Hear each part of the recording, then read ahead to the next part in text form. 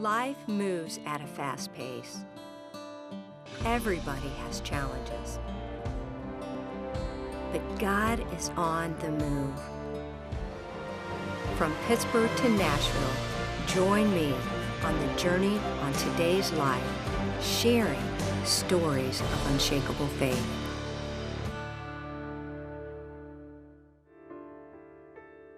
What would you do when everything is going your way and then something happens and your life comes crashing down?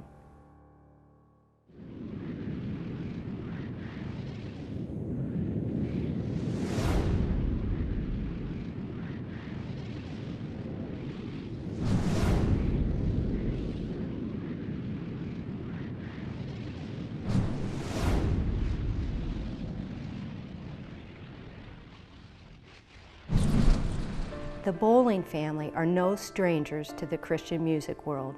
23 #1 songs, 3 Grammy nominations, 11 Dove Awards, and regular guests at the Grand Ole Opry. Their greatest gift that they have shared with millions through their music and their words is their unshakable faith.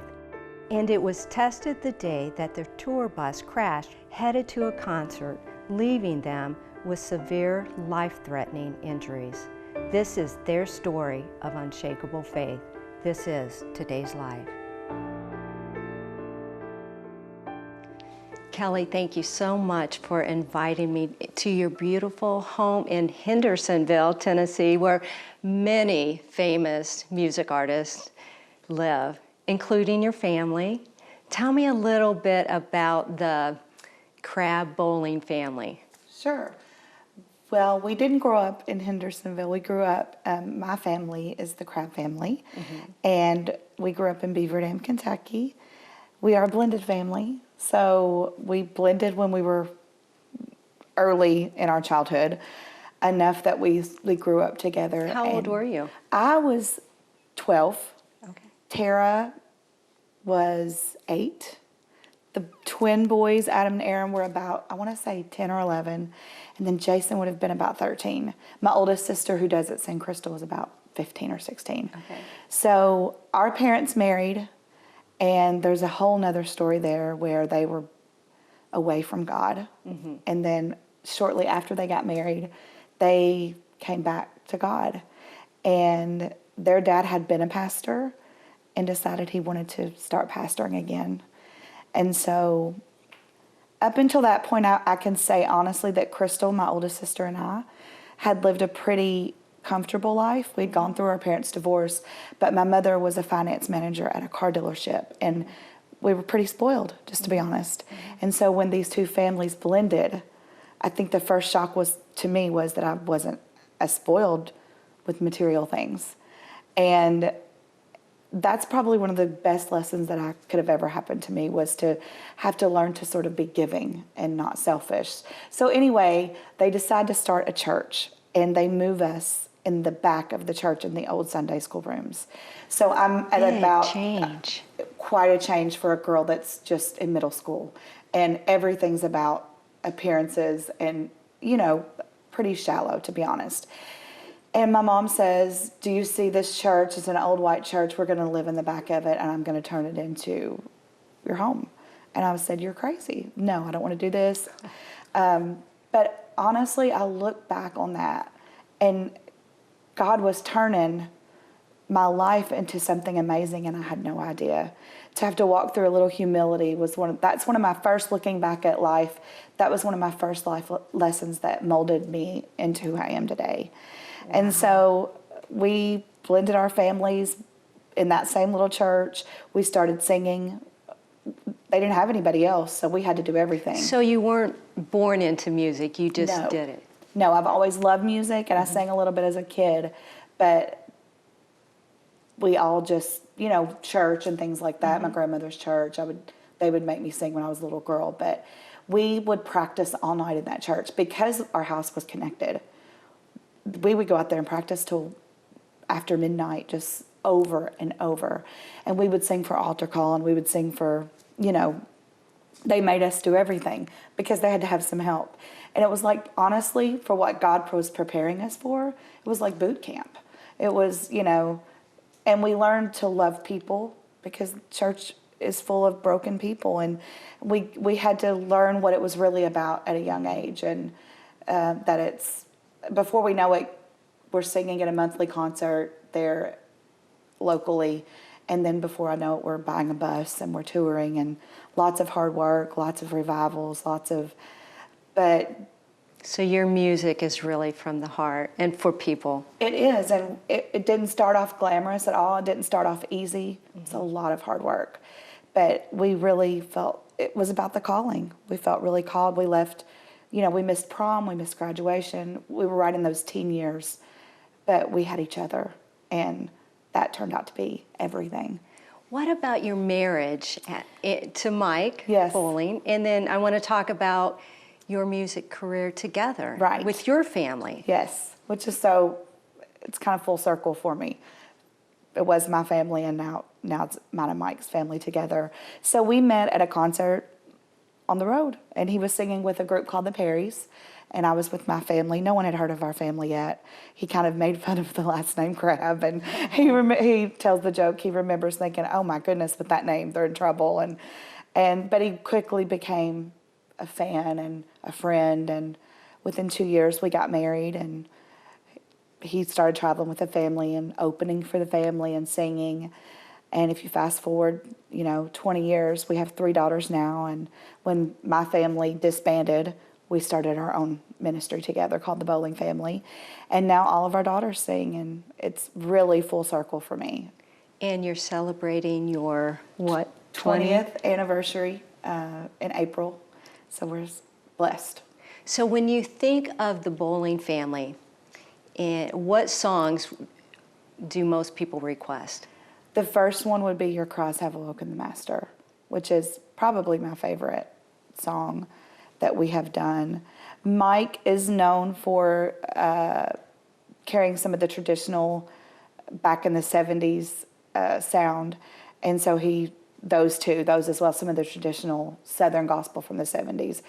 But Your Cries Have Awoken the Master is absolutely the most requested song. Mm-hmm. And who inspired you the most?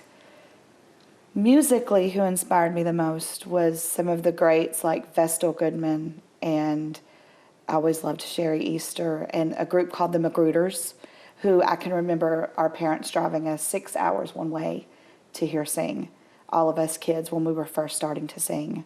And the anointing was just so strong. And when they would sing, you felt like they were ministering to just you. And I'm so thankful that they exposed us to those kinds of ministries, that it was really about the people and not just about a stage, but it was about so much more, and altar calls and things like that. But those are some and the Isaacs. I love the Isaacs. Did you ever sing with the Gaithers or? Yes, and of course, as my brothers and me too, but Gaither Vocal Band, Right. of course, was a huge influence. They didn't have any girls, so probably not on me as much as the boys, but yeah, we loved all of the Gaither stuff. And then, I mean, Black Gospel, I love Donnie McClurkin. We grew up listening to, Kirk Franklin, all of them. Now you are on the road all the time. How much are you traveling? We travel probably 200 dates a year. So all the time, about every weekend, we're out on tour somewhere, 3 or 4 days a week. So, and all of the girls with us, and that's all that I've known for 20 years. So. And within that 20 years, there was a time that turned tragic for you. Yes. In 2010, July of 2010, we were in a bus wreck in Belmont, North Carolina, and that day changed everything for us. Our whole world got turned upside down on that day, and we will never be the same because of that day.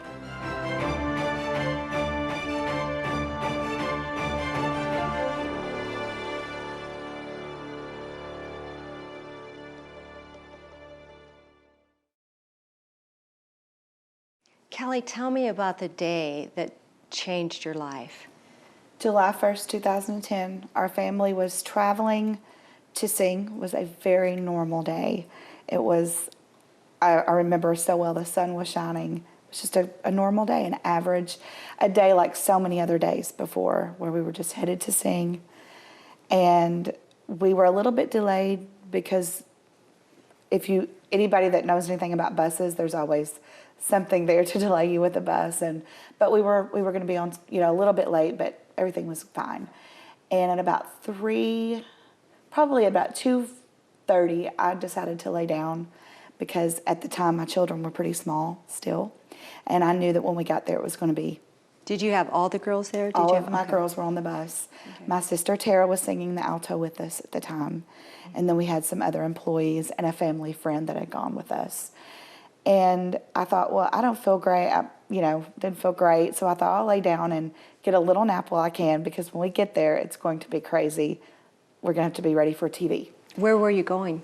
In South Carolina, and there were a lot of groups doing a TV taping that night. Okay. So for good friends of ours like Jeff and Sherry Easter.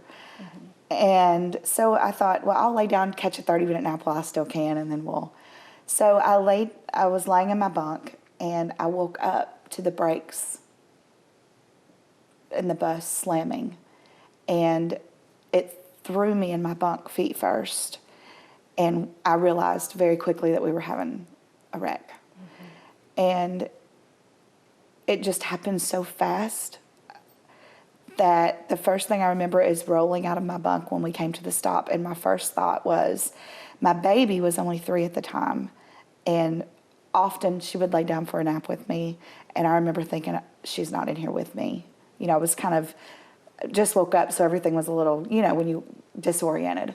So when the brake slammed and it stopped, I walked up front, and I opened the door to the front lounge where everybody was, and where the roof was, it was just demolished, and the sun was shining through the front of the bus. I mean, it was just no words to describe how messed up the bus was, and it honestly felt like a dream. It didn't feel like reality. And I remember thinking, this can't be happening. And the first person that of course everybody was screaming, the kids were screaming, and I saw my sister, and we sort of made an eye contact, and I looked down, and my husband was on the floor, and he was unrecognizable and mm-hmm. barely conscious. He was slumped down. Mm-hmm. And Tara and I exchanged a look that, because we were sisters and we know each other so well, I knew she was trying to tell me, I don't think he's okay. And so she was trying to see to him, and somewhere during the chaos, it gets a little bit, you try to place the time of it all. But my 6-year-old, Caitlin, we realized that she was bleeding very badly, and she had lacerated her face wide open, and she was losing a tremendous amount of blood. And we just were trying to see to her, and we were trying to get Mike to just speak or moan, and he finally moaned, and finally we got everybody off the bus with the help of, our employees and stuff, and a helicopter came, and they took Mike. And did it seem like forever? It did at the time, and I found out later that it was actually very quick, but it's almost like time stands still. Mm-hmm. It's very surreal even now to think about. And of course the other girls were screaming and they were upset, but they seemed to be okay, and everybody physically looked like they were okay. What about your 3-year-old? My 3-year-old was just in shock. Mm-hmm. If she was fine, but I will never forget seeing that little bitty face, and it's just like her eyes were just wide open. And I remember thinking, if Mike's not okay, this can't be how they remember him. This can't be their last memory. And so we got them. That was my first thought as a mom. Let's take the kids away. And our sound man at the time was helping, and we got Mike off the bus. All along, I didn't know I had broken my back severely, and I think the adrenaline kicks in, and I remember thinking my back hurts real, but I was walking, so I didn't think that much of it. And so the next thing I know, we're laying on the pavement, and we're waiting on the ambulance to come and get us. And they had taken Mike in the helicopter. And before I know it, the ambulance comes and they put, the kids in one ambulance, and they put me and the 6-year-old who's bleeding in another ambulance. And did you get to say anything to Mike before he left? No. I heard him, when they finally got him speaking a little bit, I heard them, that they were telling him that his family was okay. And that's just who Mike is. He's such a great dad, and he's lying there barely able to finally speak, and the first thing he wants to know is, are me and the girls okay? And so they put Caitlin and myself in an ambulance, and we're holding hands, and she keeps saying, Mommy, am I okay? Mommy, am I okay? And I'm, yes, baby, you're okay. And before I know it, her blood pressure bottomed out, and they had to take her. And the lady, the EMT, she said, I'm so sorry. Her blood pressure's bottomed out, and we're going to have to put her in a helicopter. So they had to take her from me. And that was probably the hardest moment of my life. I can't explain what I felt. But there is a peace that passes all understanding, is what I learned in that moment, because I wanted to scream and I wanted to cry, but it was just like the stillness of God came over me. And somehow I knew he was already there. He was already at the hospital, and they took her, and the rest of us headed to the hospital in Charlotte. So you were in separate hospitals? We were going to the same hospital, but in separate vehicles. Yes. Okay. So tell me what happened when you got to the hospital. When we got to the hospital,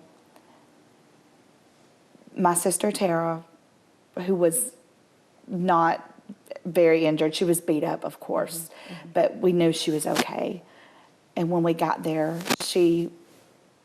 I looked at her and I said, you have to watch out for please take care of my babies, because I'm just lying there waiting.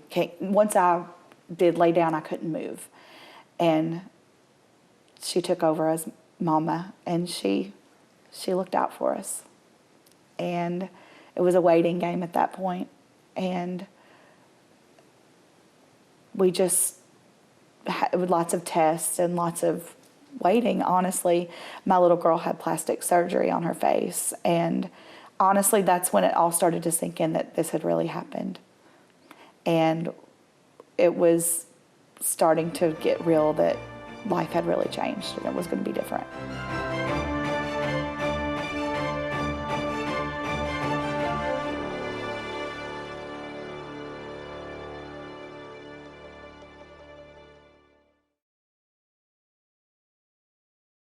Kelly, tell me about the ER experience and the healing, and how long were you in the hospital?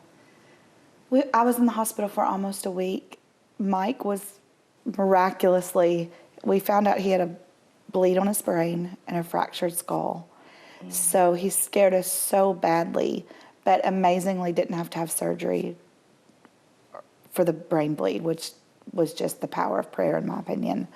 So he got to leave, and Caitlin had plastic surgery on her face, and she had crushed her clavicle. But they got to leave before I did, because my back, so that they were at a hotel, obviously, there in Charlotte, but my back was, the vertebrae had burst when it threw me in my bunk, and my feet hit the wall of my bunk. It caused a really bad break in my back. And so I ended up being the one that was... And you were the first one up out of the bunk to see everything. Walking around, which they told me later was obviously not what you do. No. And God just really had his hand on me. And the irony of it all was that a bus had to come and get us to take us home. And probably one of the hardest things we've ever had to do was to get on a bus and put those little girls back on a bus and go back to Nashville. But through the grace of God and through an amazing family and so many people praying for us, somehow we did it. And we had to go back home and pick up the pieces and figure out what the next, few months would look like. And that would require moving in with my mother being taken care of 24. I couldn't take care of my kids. I had to be taken care of. I couldn't get out of bed by myself. How long did it take for you to recover? To fully recover and get rid of my back brace and the walker, probably 5 or 6 months of, I had a back brace that looked like a turtle shell.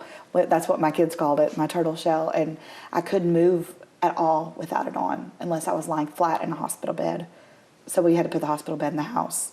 So physical therapy, doctor's appointments. I had bones collapsing in my back. And that's a whole nother story. The x-ray improved instead of got worse. That God touched me. And it was just, thank God for people that love you through the hard times and take care of you. And so many people prayed and loved on us. And honestly, I did want to go back to sing because I knew it would require a bus. And I always laugh and say I begged God for an airplane, but eventually we would have to go back. Or just because the calling's hard doesn't mean you're not called anymore. And God knew our hearts were broken, but we had to decide, are we called or not? And are we going to trust God to walk back to what we know we're called to do? And after about 6 months, we knew we had to. We had to make a decision, and God gave us the strength. And so it took 6 months, and then you were back on the road? It took about 6 months of recovery before we could even think about it, And Mike, with a head injury, he couldn't even sing a song without a headache at first. He would sit down at the piano and try to sing, and he would get a headache. And so going back was a process.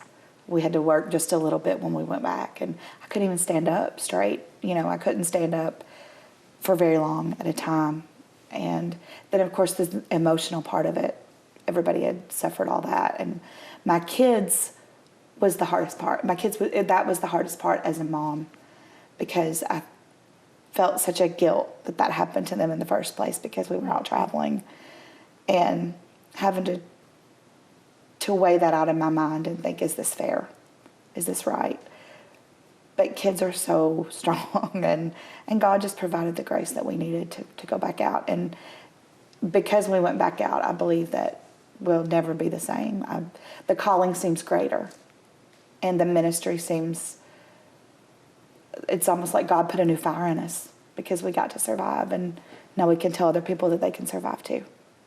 So that was my next question. What would you say to somebody that has gone through something similar to this? We meet so many people that have gone through so much worse than what we've gone through even. And the only thing I can tell them is that one of the most profound things that was said to me during this time was a phone call where a lady said one sentence that changed my life. And she said, here's what I want you to know. And I was 2 weeks out, wheelchair walker, 32 years old, couldn't even walk across the floor by myself. She said, here's what I want you to know. The devil had a plan, but God has a purpose. Mm-hmm. And I think what we have to remember is that the very thing that the enemy would love to use to destroy you, if you're a child of God, he can use it for your good and his glory. Yes. And it can make you who you're supposed to be. Mm-hmm. I honestly feel like after that wreck, I became the girl that I was born to be. Because he placed a faith in me that's just different. It's different when you've really had to walk through and no one can fix it but God. It changes you. When you walk out of a fire and you know God brought you out of that fire and no one else could have done it, it changes your whole purpose for living. And God uses those things to refine us and make us strip down some of the stuff that doesn't matter and bring out of us the things that we were born to do and born to be. That is so exciting. Now, your daughters now are singing. Yes. And it has been how many years since the crash? It has been 7 years since the wreck. And I've heard through the grapevine that there's a whole new generation of the Crabb singers bowling together, and they are amazing. There really is a whole new generation coming up, and there's so many grandkids I've lost count, so I won't even try to say, but my 3 daughters, and all of them, it seems like, can sing. And I'm so proud of all of them. My daughters started singing harmony when the youngest was just 5, so just a couple of years after our accident. And they have that sister harmony that's just so cool to watch. And as a mom and dad, I mean, Mike and I, as they sing, just look at each other and cry. It's wonderful. We're so thankful, and maybe we're starting to see what their purpose is. And that's exciting. Kelly, thank you so much, and for sharing your story and your unshakable faith. That's going to impact so many lives. Thank you. My friend, has your life crashed around you and you need healing in your life? Let the Lord put all those pieces back together so that you too can share your story of unshakable faith that will give Him honor and glory. This is Today's Life. Thanks for watching. I'll see you next week.